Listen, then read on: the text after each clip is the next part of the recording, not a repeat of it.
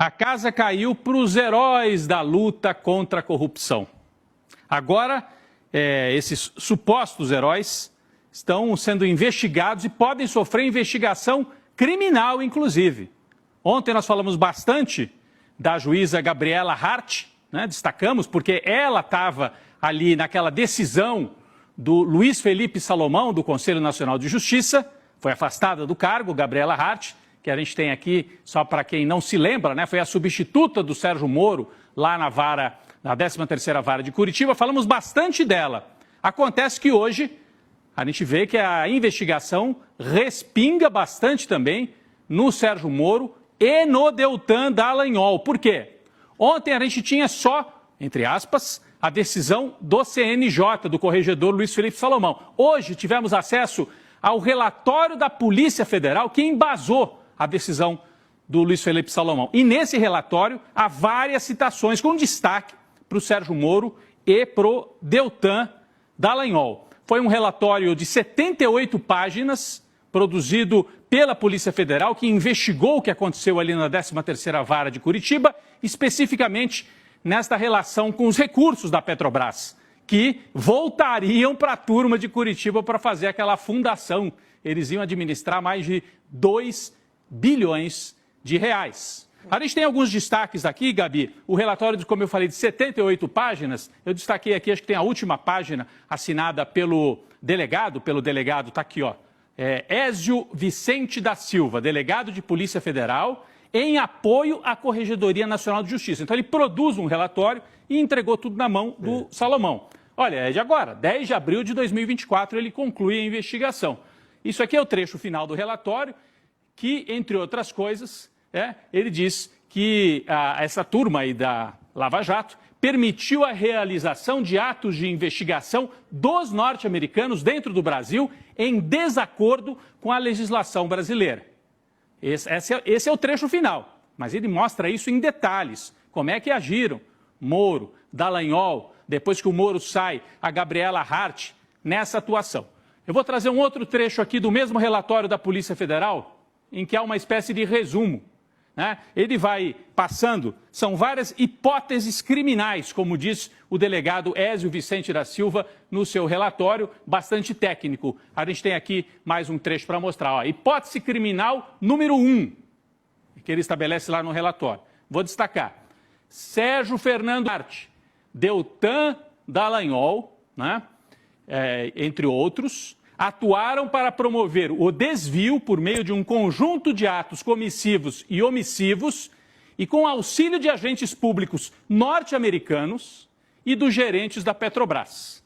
Eles atuaram, portanto, para promover o desvio de 2 bilhões 567 milhões de reais. Né, Rodrigo, os três tiveram ajuda de gerentes da Petrobras. De gerentes da Petrobras nessa ação, exatamente, é o que está aqui. E aí, para quê? Para a criação de uma fundação voltada ao atendimento de interesses privados. Essa aqui é a base de toda a investigação. Isso que, né, ao terminar o relatório, entregar para o Luiz Felipe Salomão, a Polícia Federal aponta, portanto, não só o envolvimento da Gabriela Hart, mas também do Sérgio Moro e do Deltan Dallagnol. Por que ontem a gente falou mais da Gabriela Hart? Porque sobre ela já está acontecendo o processo administrativo de afastamento das funções de juíza. E ela foi afastada. Mas o Moro e o Deltan não vão sofrer essa punição administrativa interna do judiciário, mas podem sofrer processo criminal. E o que chama a atenção, Chico, além dessa explicação assim mais técnica, eu vou chamar a atenção para isso, depois o Guilherme Amado, vocês e o Pedro Serrano, que vai estar aqui com a gente também, podem chamar a atenção para outros pontos, essa relação estranha, para dizer o mínimo, entre a Lava Jato e os Estados Unidos. Em vários pontos isso aparece. Eu destaquei aqui alguns trechos do relatório mostrando essa parceria de Lava Jato, Curitiba, República de Curitiba e Estados Unidos. Vamos ver? Tem mais um trecho aqui para a gente olhar. Relação com a transparência internacional e com as próprias autoridades dos Estados Unidos. A transparência internacional, o nome diz, é uma organização de fora do Brasil, né? E aí diz o relatório do delegado da Polícia Federal. A atividade correcional, ou seja, a investigação, não identificou repasse de dinheiro para a Transparência Internacional. Ele diz isso, quer dizer, não é que a Transparência ganhou dinheiro, mas constatou uma relação de proximidade com os atores que a beneficiou indiretamente e a beneficiaria diretamente por meio de assessoria que seria dada para a constituição da fundação privada. Ou seja, ficou muito claro, a transparência que ia ajudar a organizar essa fundação. Ou seja, eles iam pegar dinheiro da Petrobras, o pagamento de uma multa era dinheiro que se transformaria em dinheiro público e entregar para a gestão indireta ou direta da Transparência Internacional, uma organização com sede fora do Brasil, Chico. Isso é importante, a gente já tratou disso aqui antes, né, Gabi? Mas agora está no relatório da Polícia Federal, né? Em última instância, os escolhidos, a transparência, teriam o poder de indicar quais projetos e entidades que deveriam ser beneficiadas com repasses dessa fundação. Que essa fundação iria apoiar projetos de combate à corrupção com gestão privada.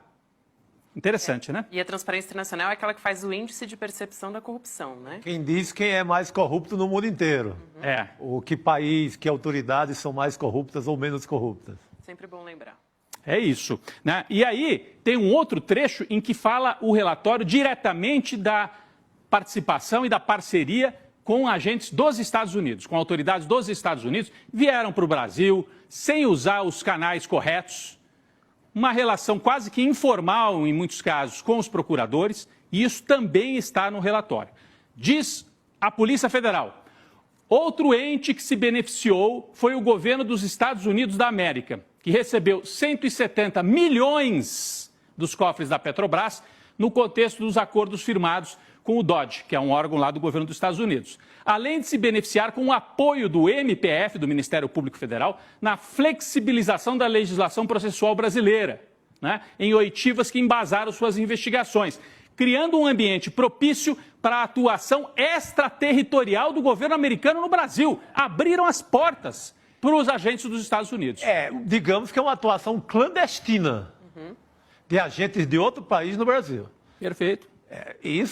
Se isso não fere a soberania nacional, eu não sei mais o que é que fere. E a gente relembra, Gabi, que isso que está no relatório da Polícia Federal, bom, muita gente já dizia antes que o Moro tinha uma relação estranha, né, uma relação especial com os Estados Unidos. Quando ele sai do cargo de juiz e vira ministro do Bolsonaro, um dos primeiros atos do Bolsonaro com o Moro foi visitar os Estados Unidos. E eles visitam a sede de quem? Da CIA. Visitaram a sede da CIA, nunca explicaram direito o que foi essa visita. Nós temos registros da época, foram feitas reportagens na época, eu estou falando de 2019. E tudo isso aqui aconteceu um pouquinho antes, 2016, 17, 18, né? Então, o Sérgio Moro tinha uma relação especial e a gente tem aqui as manchetes, que tratam desse período em que ele, já ministro da Justiça, vai para os Estados Unidos e visita a sede da CIA. Esta relação estranha do Sérgio Moro com os Estados Unidos foi notada por muita gente, não tanto na imprensa brasileira tradicional, que deixou isso para lá. Mas olha, até o Le Monde francês fez matéria sobre isso, Gabi. Também tem o destaque aqui, não sei se a gente consegue mostrar na tela, a manchete desta matéria, eu acho que está travado aqui o nosso sistema, mas eu vou falando. O Le Monde fez matéria na época sobre, está aqui, ó, o naufrágio da Operação Anticorrupção Lava Jato no Brasil. Essa matéria aqui conta todos os bastidores e destas relações, como é que o Moro se criou, como é que ele foi para participar de uma espécie de um treinamento lá nos Estados Unidos, quando ele era juiz de primeira instância ainda, antes de ser conhecido. Então ele foi treinado, de certa maneira, as relações, como é que isso tudo foi se construído. O Le Monde fez matéria, mostrou. A imprensa brasileira, muito parceira da Lava Jato, quase não mostrou. E agora a investigação da Polícia Federal volta a lançar luzes sobre isso, que a imprensa francesa, por exemplo, notou, Chico, e muita gente notava, né?